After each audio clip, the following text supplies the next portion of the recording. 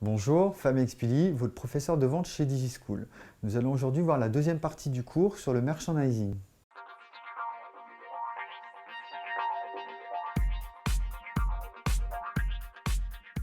Donc comme nous avons pu le voir sur la première vidéo, le merchandising, c'est l'ensemble des techniques commerciales que l'on va utiliser pour mettre en avant un produit, une famille de produits ou éventuellement une marque. Donc là, on va voir que l'assortiment, qui est l'ensemble des produits qui sont proposés à la vente, vont être décomposés en trois dimensions particulières. Donc on va avoir par exemple ce que l'on appelle la longueur de l'assortiment. Donc la longueur de l'assortiment, ça va être l'ensemble des produits qui sont vendus. Donc quand on dit que l'assortiment est long, ça veut dire qu'on va avoir beaucoup de produits, mais on va également avoir beaucoup de familles de produits, beaucoup de références sur chaque famille de produits. Et quand l'assortiment il est court, ça veut dire qu'on ne va pas avoir beaucoup de familles de produits ou pas beaucoup de références. Donc ensuite, on va ce qu'on appelle évaluer la largeur de l'assortiment. La largeur de l'assortiment, c'est le nombre de familles proposées dans l'assortiment. Donc par exemple, dans un magasin de prêt-à-porter, on va avoir les pulls qui sont une famille de produits, on va avoir les chemises qui sont une famille de produits, on va avoir les chaussettes qui sont une famille de produits. Et bien, si vous avez beaucoup de familles dans votre magasin, on va dire que votre assortiment il est large. Et si vous avez peu de familles, c'est-à-dire que si vous êtes beaucoup plus spécialisé, on va dire que votre assortiment il est étroit.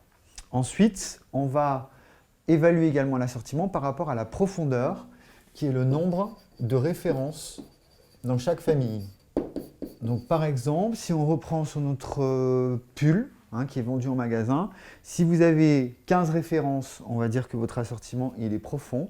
Si vous avez 2 références, on va dire que votre assortiment il est restreint. Donc en fait, ces trois dimensions permettent de structurer et de voir si notre assortiment il est long, large ou profond. En fonction de la longueur de notre assortiment, on va pouvoir définir ce qu'on appelle les zones chaudes et les zones froides.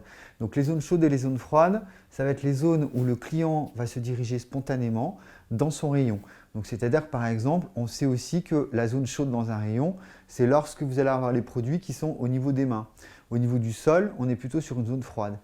Si les produits qui sont par exemple plutôt sur votre gauche, ils sont en zone tiède. Ceux qui sont plutôt sur votre droite, lorsque vous êtes dans le rayon, ils sont plutôt en zone tiède ou en zone chaude. Donc ça se détermine. Ensuite, l'objectif, c'est d'inciter le client à se déplacer. C'est pour ça que par exemple dans un supermarché, vous allez avoir les pâtes en milieu de rayon et les sauces en fin de rayon pour que le client se déplace jusqu'au bout du rayon et que du coup, l'ensemble de notre linéaire soit rentable. Ça va éviter également le vol et la démarque inconnue. On va faire attention à ce que les petits objets ne soient pas trop loin, par exemple des caisses ou des vigiles.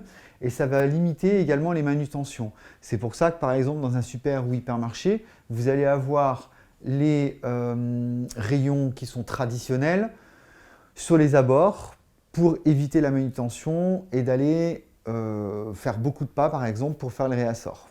Donc ensuite, pour la mise en place des produits, nous allons faire attention à un plan d'implantation des produits qu'on appelle également un planogramme qui va surtout être structuré en général en fonction des parts de marché, donc ce qui s'achète, en fonction de l'évolution des marques et des produits, donc les nouvelles tendances que l'on va avoir, mais également la surface occupée par un produit.